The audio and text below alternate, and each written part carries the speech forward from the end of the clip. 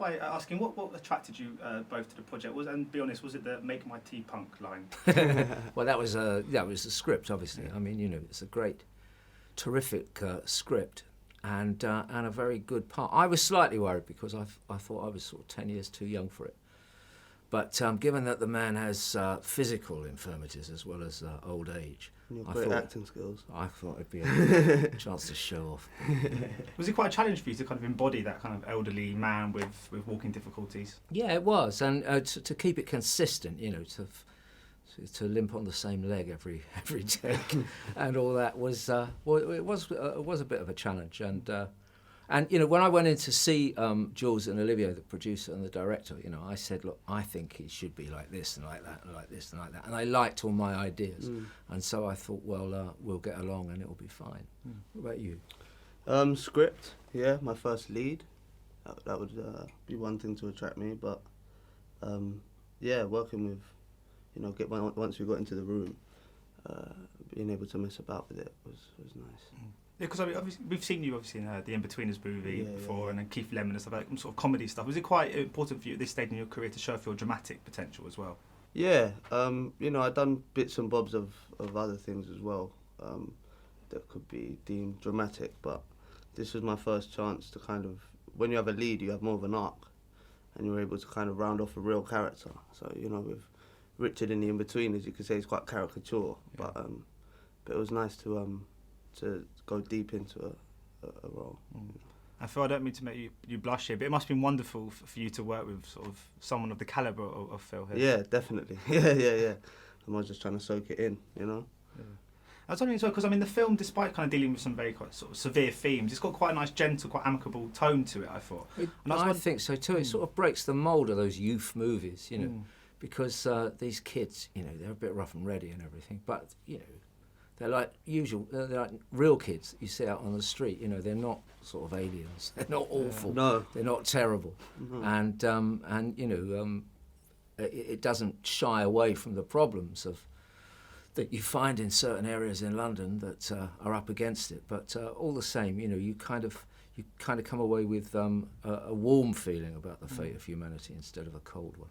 And were you always aware that was the kind of tone that Jules was going for when you were shooting? I was, certainly, yes. You just have to meet the man, meet Jules, and you get the kind of the tone of the film. He's very much like a character in it, really. Yeah.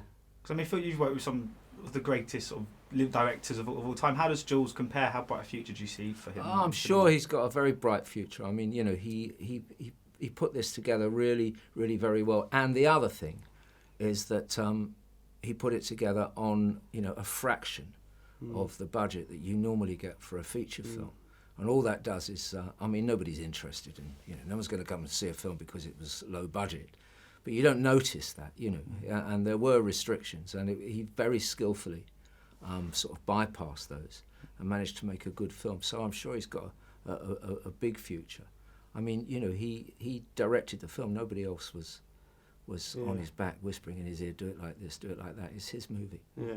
Because also feel, you've been in some sort of quite big budget movies before as well. Is it quite reinvigorating for you as an actor sometimes to do sort of more lower budget, more intimate kind of movies? Well, it is reinvigorating, but on one level, it just makes everything more difficult because you don't get the time, to go again and again and again and get everything perfect. It just means you have to be on the ball. We were doing some very quite difficult and intimate scenes, and we knew, we had one go at it, because we were running out of film stock and there wasn't time to get what else was on the call sheet, and so it was a sort of challenge for us both, wasn't it? Yeah. And Theo, because you're a similar age to Kevin, and you grew up in London yourself. Yeah. Have you encountered many people like him before? Yeah. He's his own guy, but marginalised and kind of had it harder than the rest of society. Low self-esteem. Yeah, low self-esteem, definitely. Yeah. I've got some mates like that, but he copes with it. One thing that's kind of admirable about Kevin is he doesn't take it out on other people. He kind of, he realizes it's kind of him, and he just kind of, he's forgiving. He's a nice guy. Essentially, he doesn't take it out on other people and burden other people with his problems. One of the interesting things about the film is the similarity between the two characters that we both play, because you know, they're different both ages. they're Yeah. different ages. I mean, one's right at the beginning of his life, and one's getting towards the end. And you know, you could see Kevin turning into the old man. You know. And they're both looking for something. Yeah, and they're both looking for a kind of intimacy and warmth in their life, and they're not being able to find it. And it's that gives the beating heart of the movie, I think. Brilliant. Well, thank you so much for your time. Pleasure.